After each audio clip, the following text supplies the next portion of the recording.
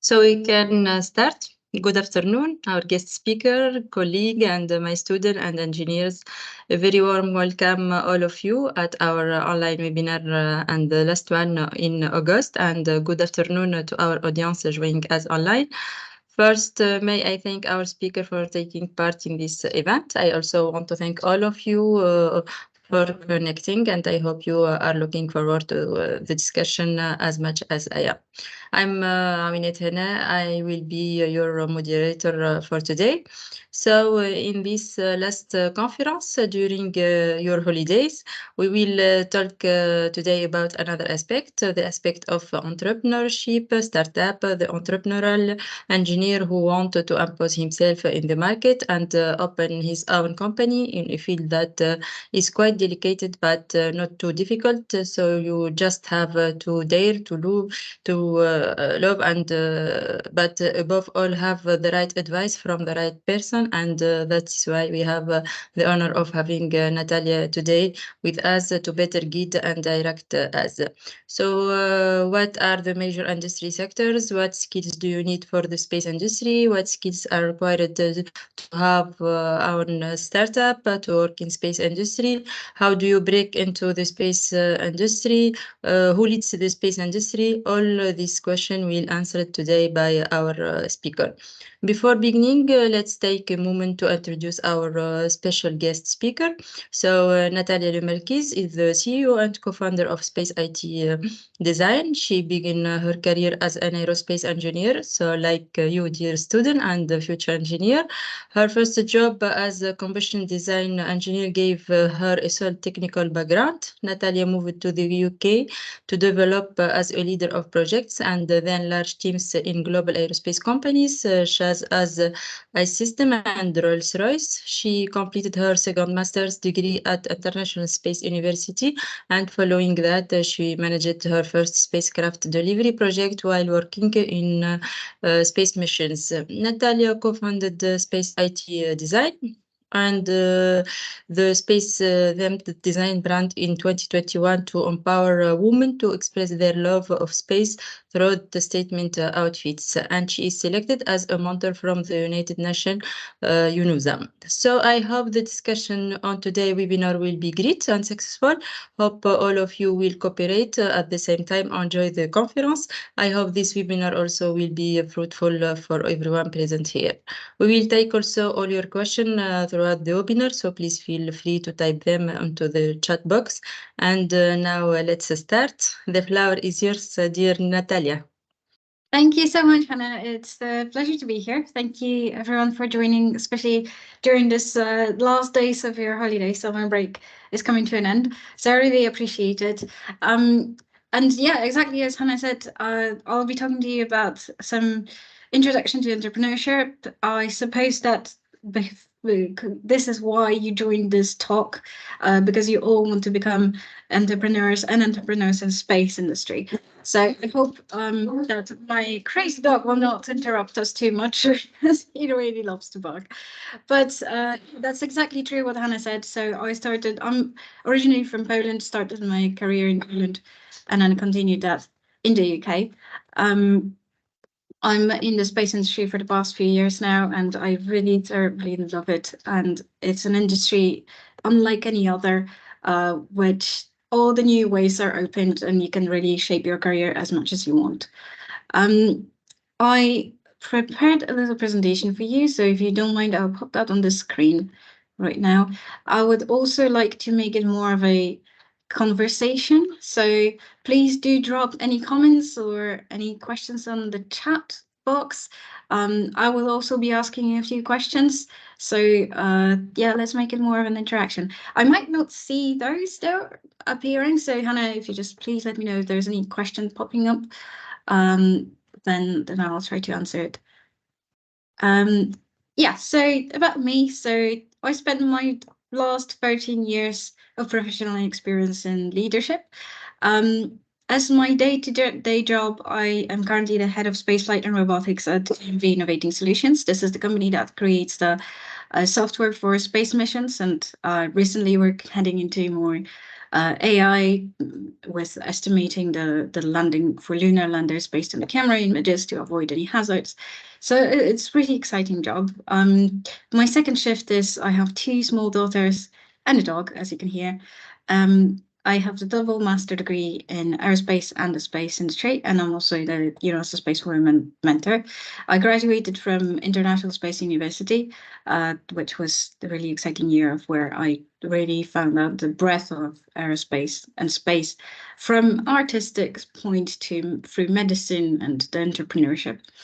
And as previously said, my passion is business and entrepreneurship. Currently, I founded 2 companies. One is Space Design, and the other is now in stealth mode, so I won't talk about it too much. But I also love to sail, and that theme would pop through my presentation. Just about space it, so we design for women. You can see the example of the design on the left-hand side.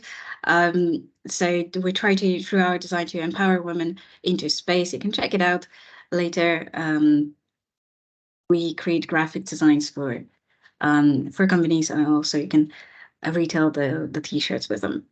So about today, what I want to talk about is, firstly, I split my presentation into 2 stages. So firstly would be the market opportunities, and secondly, the opportunities that you have in the space industry. And as for the market opportunities, the first and foremost, you can definitely talk about the size of the space market. So currently, by Morgan Stanley estimation, the space market is estimated for $350 billion, and is projected to grow to 1 trillion in the next 7 years. So you are probably familiar with what's happening now in the space industry and how exciting it is. Even the Chandrayaan landing just right now in about, I think they'll touch it in about 70 minutes. So you can see how huge developments are there. And now for the European space market, I suppose that you, in your future career, you will be focused more on the European. It's a myth that all the space developments are happening in the US. Of course, it's a big share of the market, and investors there are quite, they don't avoid the risk. But also the European space market is one of the leading markets in the world.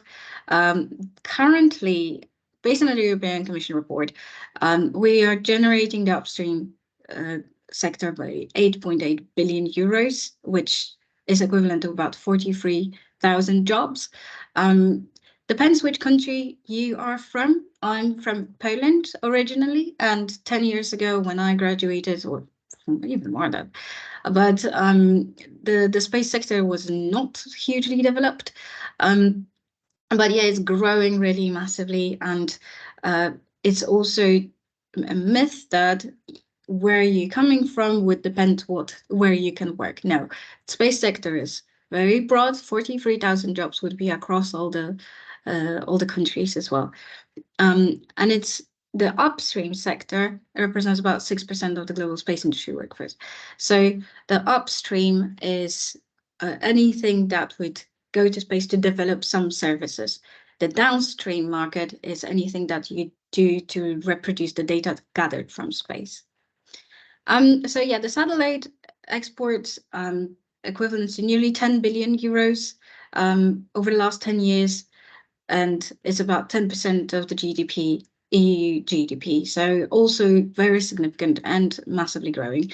Satellite business is now the leading business of the space industry, and you cannot deny how many spacecraft now we have in the low Earth orbit and still growing. The launcher industry over the last 10 years also generated about 10 billion, 15% of global launch capacity. That's estimated for Europe. Now, currently, Europe has a strong mandate for being independent for launch of the small satellites, which means that it translates into developing, growing the satellite launch market with at least 5 leading players growing when it comes to the micro launchers. To name it, it will be Skyrover, German Rocket Factory, the British Orbex, to name a few. So there is quite a lot of exciting opportunities, high impulse as well in Germany. Now, entrepreneurship. So those data is all great, but I guess you came here to start your life as an entrepreneur. If you have any ideas that you are trying to work on, then please drop them on the chats. And I'm wondering which stage are you in that. So, but the entrepreneur career is quite risky. It's unlike having the 9 to 5 job where you have the job security and you deliver the product somewhere else. You're kind of like this penguin dropping themselves into unknown, which is very exciting, and there comes a lot of opportunities. So if you can see, there's quite a lot of ventures that people decided not to take the 9 to 5 jobs, but according to the new space ecosystem map, this year by Seraphim. Seraphim is the venture capitalist from London who invests in the early stage startups, the seed and Series A startups. They're mostly European. Some of them would be also having the American subsidiaries, but you can see in this map when you analyze it how space sector is now being developed in different areas. So you would see the in-space services, the space infrastructure, which is also a very growing market, the space exploration utilization, the manned spacecraft, where you have quite a few companies already in place, the lunar, very strongly developing with the Artemis Accords now led by Americans. And in fact, all the global economies, the strongest global economies want to go into this moon and develop the seasonal infrastructure. So you can see that there are opportunities arising with not so many players in the market still, but strongly developing. What I find the most interesting, you can go through that map and see, what exactly the companies are.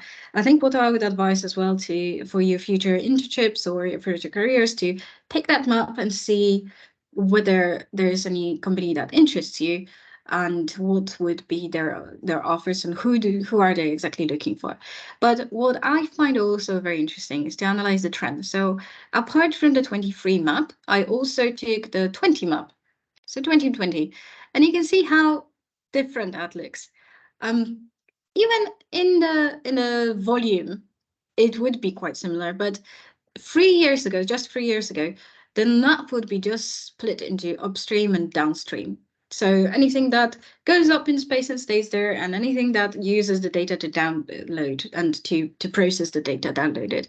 So not yet quite sophisticated. Now, when you compare the Earth and beyond, there will be just a few that just right at the bottom, Earth and beyond, a handful of companies that would be thinking of exploring something more than just analyzing the floods on Earth. And that's changed dramatically over the last 3 years. So at this stage, when you graduate from the university and you can become in the workforce, I am not sure what's going to happen in the space industry. And frankly speaking, I don't think anyone can say.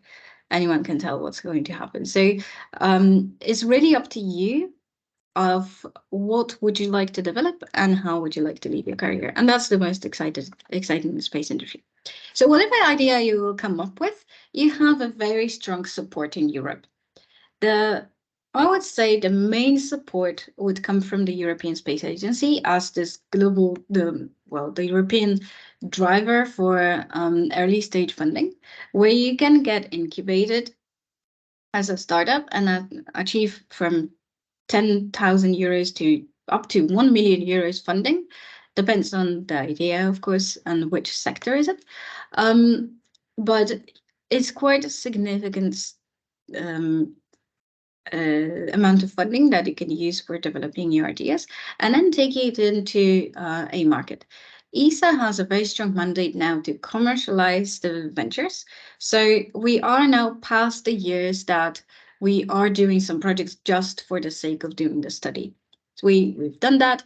We've completed that stage. We're not looking back. Now what the European market is trying to shift to is how to actually turn those ideas into the commercial ventures. So anything that brings you revenue, anything that you can support the economy and create new jobs, then ESA will support you with their technology transfer or the lab networks or just the incubation of your ideas. You need to mind the TRL level. So ESA would sponsor, well, fund the ideas that would be from the TRL 3. TRL 3 is just that you have the mapped idea with stages and you know where to go to. But you don't have to have the product. So some of the ideas are very early stage. You would get the funding, I think, 50,000 euros to then develop and to do the MVP, the minimum viable product. And you can go to the forward stages through the venture capitalists, business angels, and then incubed as well to reach this commercial exploitation state until you become a grown company that can actually support the ESA project.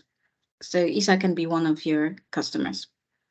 Now, the main market that brings the segment that brings you the revenue is, of course, now Earth observation.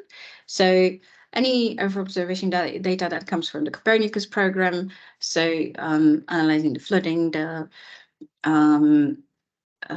what can you map as well, the displacement of the grounds, anything that help you estimate the insurance or you name it, trends analysis, agriculture, and so on. This is something that definitely can be read across to a strong revenue immediately. Now, when it comes to the space flight and the human space flight and so on, as you can understand, your revenue starts only once you actually establish the infrastructure in space. We're not yet there, but there are quite a few global players now that do work on that. And I think in the next few years, we'll reach that level where you can easily join that market as well. Now, what can you do to become a successful startup? So the key things that you need to think about is, what is your team? And I think this is for anything, for ESA, for venture capitalists, this is like your strongest ingredient, your team. The investors will have only about half an hour time with you, and they need to take a decision whether they will give you the funding or not. So you need to convince them that your team is strong and has passion to deliver what you're saying to deliver. Of course, nobody wants to invest in a startup that will fail after a few months. So they will do anything to support you. But they need to believe that your team has got this basic experience and the passion to deliver. Now, the idea doesn't have to be groundbreaking. I hope that you have some ideas in mind already, but it doesn't have to be nothing that was done before. It can be a technology transfer from other industries. It can be an idea that is viable or does something differently, maybe something faster, something quicker, something using the blockchain, you name it. But will give you the solid return on an investment. It has a simple business model that creates revenue, and it is quite fairly easy and quick to execute. And now the plan, so the investors want to believe that you're able to execute that idea, so that you can convince them that you have step-by-step plan of how to reach to this minimum viable product idea or to revenue stage. Now, so that concludes the opportunities and entrepreneurship part. What also links to it is that I want to talk about your career and how you can plan it. And that's what I call a achievement mindset. I'm going to talk to you about what are the achievements, how to classify them, how can those achievements be useful, and how can they be really useful. So firstly, what is an achievement? So this is a thing that successfully with effort or skills or courage. Think about it as sailing. So I told you I love sailing, so that's why here there's the reference. I'm sure that you all know the passage between the Calais and Portsmouth. Going to the UK now with the dog, actually, I need to take a ferry, so I take it quite a lot. But so passing from the Calais to Portsmouth on a sailing boat. What do you think that would be an achievement? And here I would like to get some answers from you. What do you think it would take to go through from Calais to Portsmouth on a sailing boat? And you can drop your answers in the chat, and I'm not sure if I can actually see that. Oops. But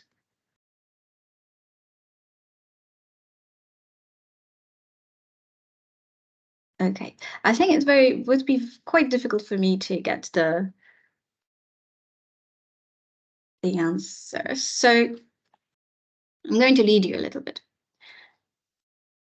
If you would imagine that crossing from Calais to Portsmouth, you will not set the plan of how to cross, then your journey would look like that. So you're sailing, you got the headwind, you tack, and you tack again, and the wind changes, and then, uh-oh, where was I supposed to go? I didn't have a plan, I didn't know where to go, so I just drifted off course. And similar to your career. So what would it take to get from one point to another? Just have a think about it. Definitely, it would take a plan. It would take a timeline. So when do you want to go there? It would take a budget. Maybe there's any tools that you want to invest in. Maybe there's an equipment that you need to buy. So think about this as training courses or any laptop or something. It needs a goal. So actually you need to think about that. Where do you want to get to? You need to do some preparation and learning. You need to have some skills, and definitely you will need a crew. You need to communicate with your end destination, with the port that you're sailing from, and also you need to keep communicating along the way with your crew.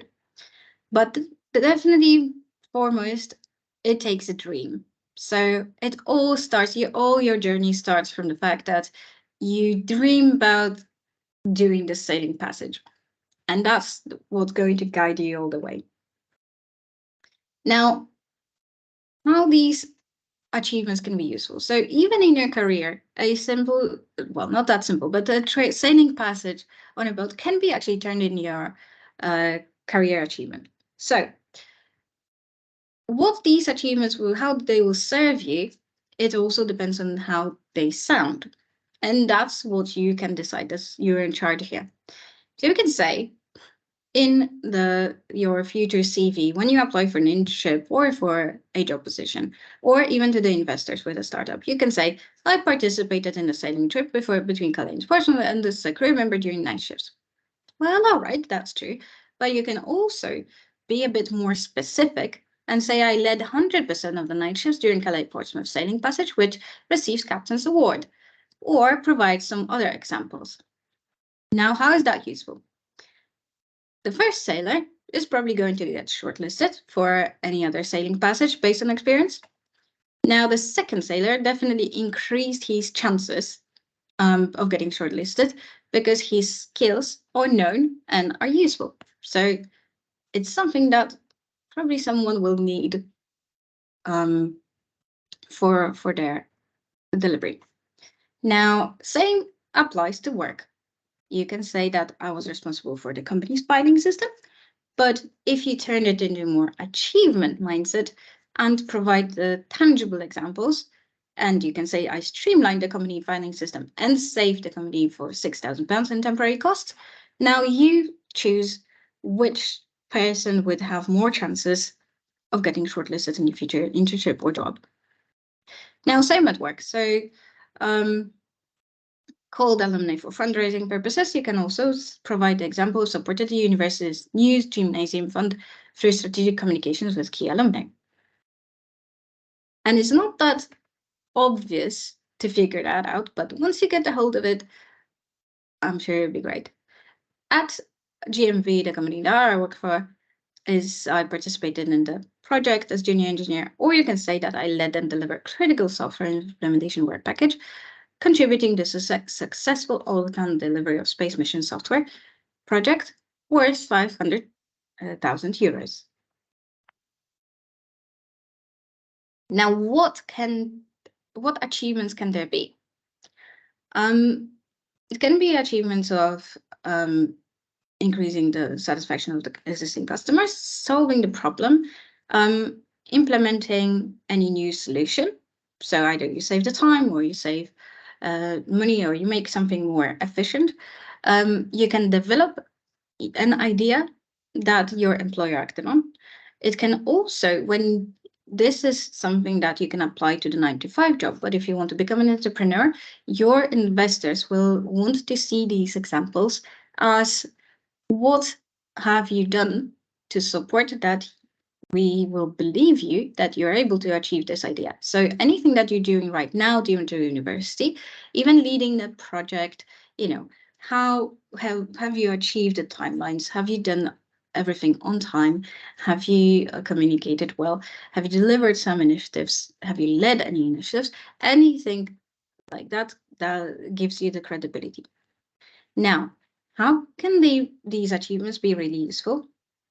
Think about what you have done and what you've done so far. Can that be considered as achievement? And what value have you created? And now the answers to these questions will preview the examples that you can write about.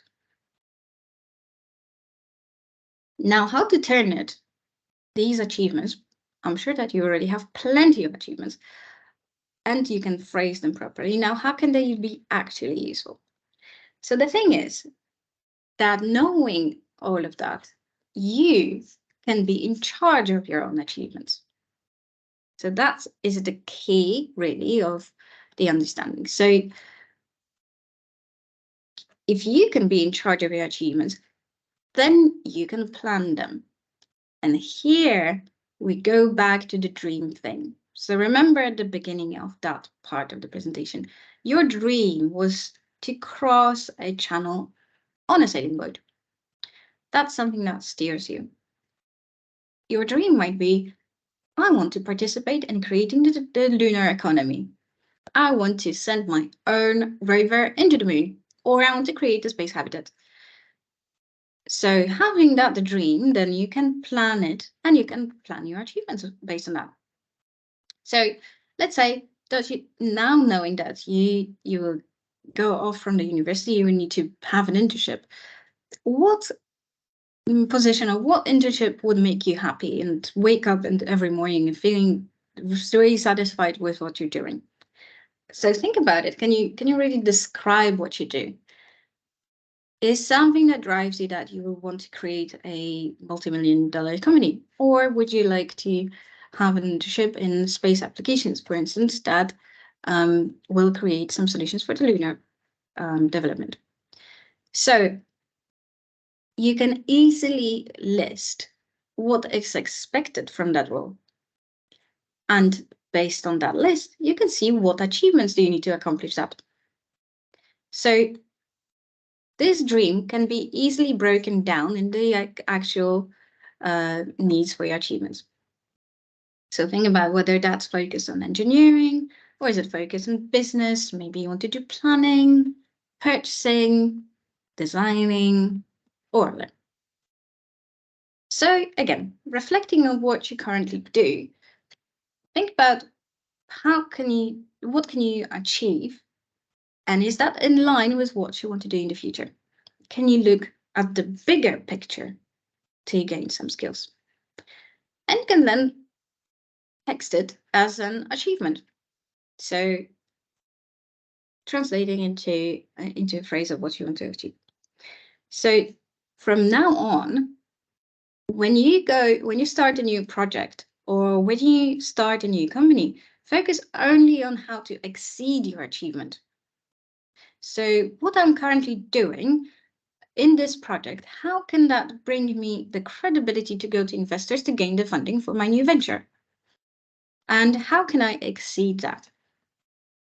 And then discuss that at your at a meeting with your mentor, or a professor, then what if everyone has the same dream? So a few of you are listening to me, maybe not all of you are very focused on what I'm saying, but let's say you are, and now everyone has the same dream. Everybody wants to go to the cislunar economy. Well, no panic, because each of you have something special. And when my mentor told me about it, to identify my unique selling point, I initially didn't think that it would be very important. But in fact, when you think about it, everyone has something special to offer that exceeds all the competition. So it's really answering the question, why would I hire you for your dream position and just you and nobody else? Or why would I give you the funding for your new venture if I have 5 other people that are applying for this particular incubator? Now, think about it. Your unique selling point, so something very special to you. It can be different things. It can be that you are very efficient. It can be that you're particularly focused on the goals, or particularly meticulous, and you do everything really minding every tiny element of the project. Or that you like to look at the bigger picture, or you're very skilled in financing, you name it. So what does your customer or investor want?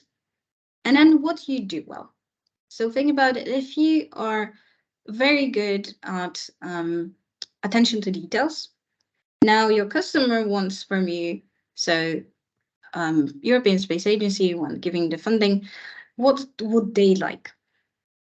They probably want someone that they can trust, that the project will be done correctly. So now, in conjunction with your attention to details, this might be your selling point. So to conclude that part, the dream that you have from just, it might be a crazy idea. I want to cross that channel on a boat. Fair enough. I want to go build my habitat on the moon. I wouldn't mind, actually. But so list what are the components of that dream. So just saying I want to learn our habitat might not exactly get you to the goal. List what it takes. Then plan and adapt your achievements. So think about what you've already done and how to read that across in a specific way to make sure you achieve your goals. And then set sails and reach for your dream. And meanwhile, everywhere you go, add your unique selling point to make sure that you stand out from any other competition. And that's exactly what your investors or the companies want. And also a network. So my mentor told me once as well that your CV looks really fantastic and it's really ready for a higher up position, but you won't go really far if you don't have this network around you. So if nobody knows you, then it will be much harder for you to actually reach to the destination that you really want. So please also mind that wherever you go, you cannot go in isolation. You need a crew. Every sailor needs a crew. You want to have also the support from your mentors, from network of the venture capitalists, people that would believe the idea in your idea and will support you and believe in you. So I think that's about all from me. Thank you so much for letting me share your thoughts with me. Sorry, my thoughts with you. And I'm really glad that I had that opportunity. I hope that you'll have a lot of questions, and I'm ready to answer all of them.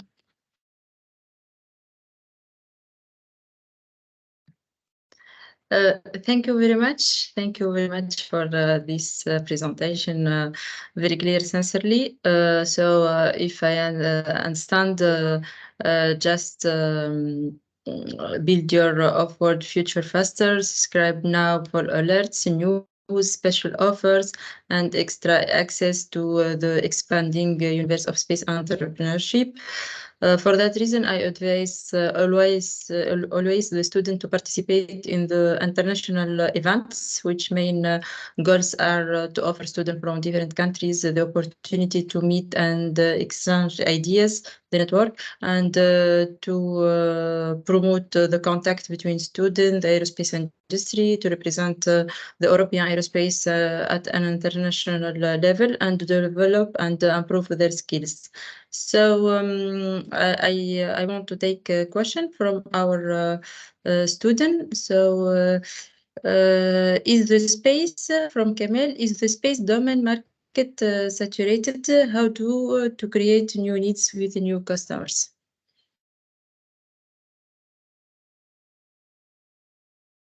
Oh, I We think I'm on can. mute.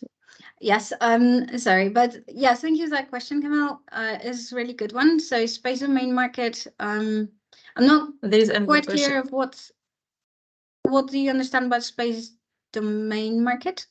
But yeah, if you could type in maybe a bit more segment that you're specifically focused on. But I'd say that now at the moment the space market is not saturated at all anyhow. So even if you think about it, that the human spaceflight or the human tourism in space, at the moment we have about 7 different ventures that are all building space stations, and still there is yet market for more. So even in the extrapolating that, I think there's still space for all in the space industry, and definitely there will be some larger players, but there's always space for some newcomers. There's a lot of room for improvement to do things faster, cheaper, quicker, or differently using new technologies. The technology is expanding really rapidly, and then with that, there are coming new solutions that have got strong advantages over the large players. The currently, I think what I would say is getting a bit saturated the satellite market, especially the LEO, with the new players coming into place that are not only designing the spacecraft but also placing the big manufacturing sites that will release 4 spacecrafts a month, I think, on a large scale. But still there is a very strong demand as well, and growing. There's a lot of payloads to be sent into orbit by commercial entities, but public entities and also universities. So it's ever-growing demand that is still someone to service. And in this case, I think there's quite a lot of room now here. What is exciting as well, that the spacecraft or the data market is growing because there is so many new technologies that you can introduce, such as reprogramming the spacecraft in orbit. There's a few players coming to market that will be refueling spacecrafts, both LEO and the GEO spacecrafts, which means that you can then extend the life of them and also take advantage of having more data and consistently having also stronger resolutions of the data and many other opportunities. So yeah, there's still quite a lot of place there. But if you can maybe expand exactly on which segment you're thinking on, and if there's anything, any idea that you would have, then that would be much appreciated. The second part of the question, how to create new needs for the customers. Yeah, so the human spaceflight, that's something that definitely you need to create your own market, or the lunar exploration, that you need to create the market ready to sell your products. But what I've noticed as well is that the investors are not really afraid of the risks.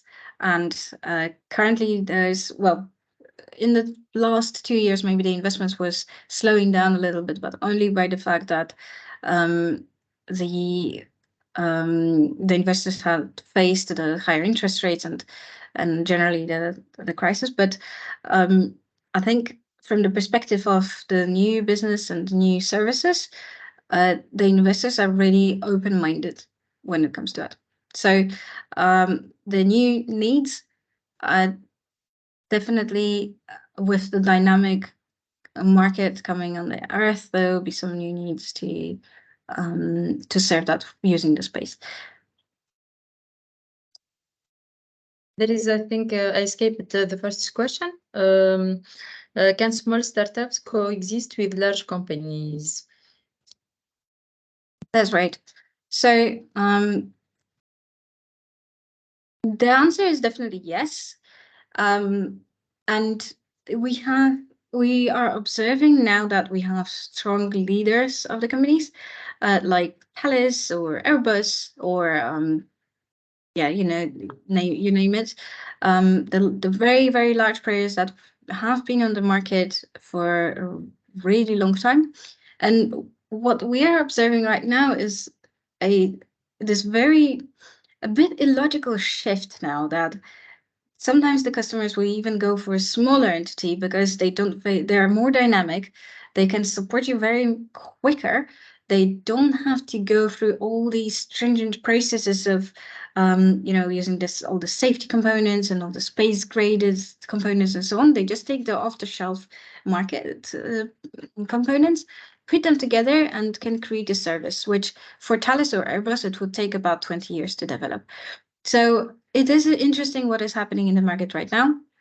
The large companies are not very adaptable to the market as well. So when it comes to the IoT devices, it might take them quite a longer time to catch up with the market demands. Whereas for the small companies, it will take much quicker. Just to give you a couple of examples from my own work. So I used to work for In Space Missions, which was a startup, and then but were acquired by BAE Systems. So we have designed and built a spacecraft in 9 months' time.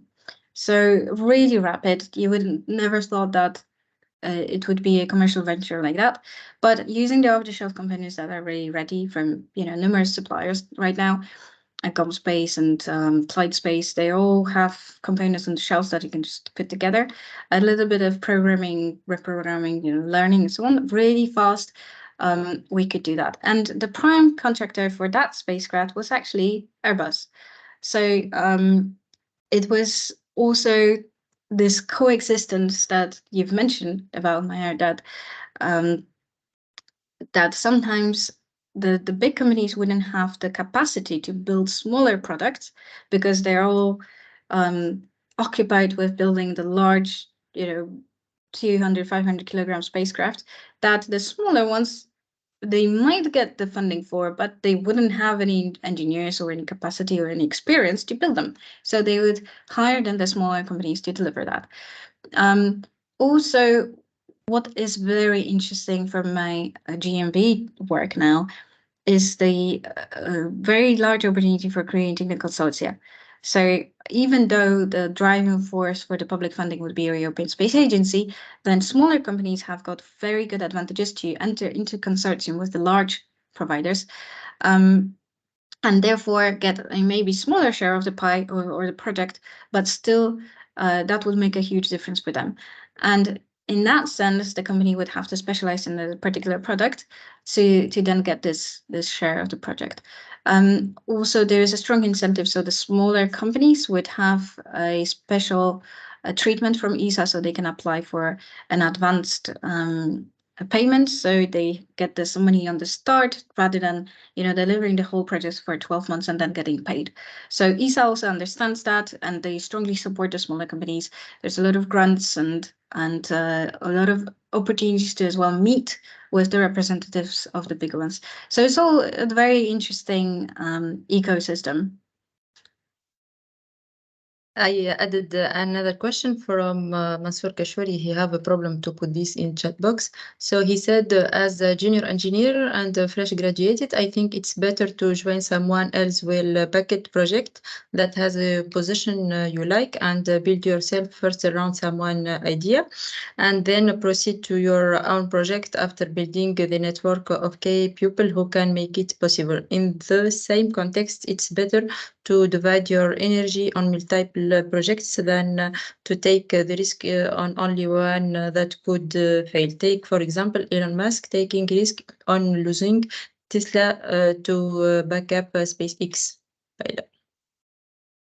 Yes, that's right. Thanks, Masur. That's a good observation. So I think here, yes, you're very right that I think there's an English expression, put all the eggs in one basket. I know that French as well have got similar expressions with numerous, but not sure exactly. But so yeah, definitely diversifying would be a good idea. I'm not sure if building around build yourself first around someone's idea. So if you're talking here about the situation that you're a university student and you develop something with your colleagues during the project, and perhaps a university professor would support you and guide you through that idea, then definitely yes. And there are numerous examples of that happening. In fact, the whole GMV is now a company, 6th largest company in space. So it's 3,000 people over 11 different locations in the world. But it has started just like that. So it started as a university professor who guided a few students. They were taking contracts from ESA, then more contracts, and they decided, well, hang on, this is actually a venture now. So they started growing, and not only to space, but also doing some other software solutions and the ground segments. They are leading in the ground segments. So yeah, in that sense, very much proceeding with your own project is definitely a good idea after you build a network of key people. It depends as well what kind of opportunities do you have. Some students, you would have to support yourself. Some students would probably have some already freedom to probably spend this next year or two to develop their idea without having a strong income. So depends on your personal situation, of course, but definitely the idea of entrepreneurship is very hard, and you would have to throw yourself in for full time for a couple of years to develop it. But yeah, having said that, the network of people is very important. You can gather it over the years, but it's definitely helpful if you have this idea to back you up. So you don't go meet people just as, hey, in the future I want to become an entrepreneur. But if you have already your entrepreneurial idea, it's very much worth to discuss that with people during the conferences or any gatherings, and run that past them, and you see what's their reaction. So also doing that, you're learning a lot of how to phrase your idea, so it's interesting.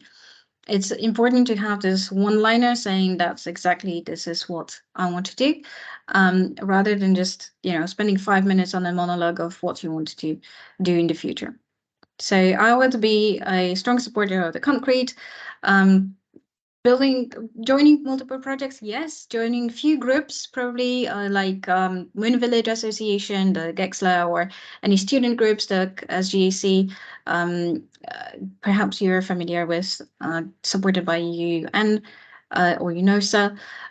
It's a very great network of people that has got, I think, 15,000 students all over the world that would be working together on different projects. So yeah, creating a network, run your idea past people that you might know, join any networks of incubators and that maybe not yet at the acceleration stage, but even just to listen to other people's idea and get inspired.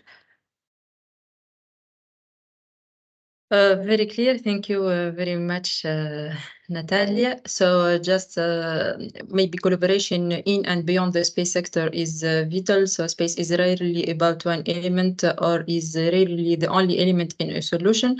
So it's important for entrepreneurs to find a range of business and other partners. Space capability needs also to be combined with other elements to create a true solution and to whatever problems they seek to address. I think my last word and advice today to the student and to the engineer, if you want what problem you are solving and what you bring to the table that is different and special, think big and do not be put off by better funded startups with larger home markets. And there is a lot of government support available that is good way to raise the D funding and introduce you to potentially important future customers. I think this. Yes, I think that's an excellent summary and advice for everyone, really. And I hope that you take that on board. And I'll see you next time at many entrepreneurial meetings and as a successful entrepreneurs. Thank you. Really a very nice conference, dear expert and friend. We thank you very much for your time and your availability. For us, very important information. Thank you also all the public present today. I wish you all a very nice afternoon and see you very soon next meeting. And please, I hope also that you send me your comments to my personal email about this session. Just incubate your idea, simple business model, and you will be the big entrepreneurs, I think. Correct. Yes. Thank you, everyone, for joining. Thank you. Thank you very much. Bye. Bye bye.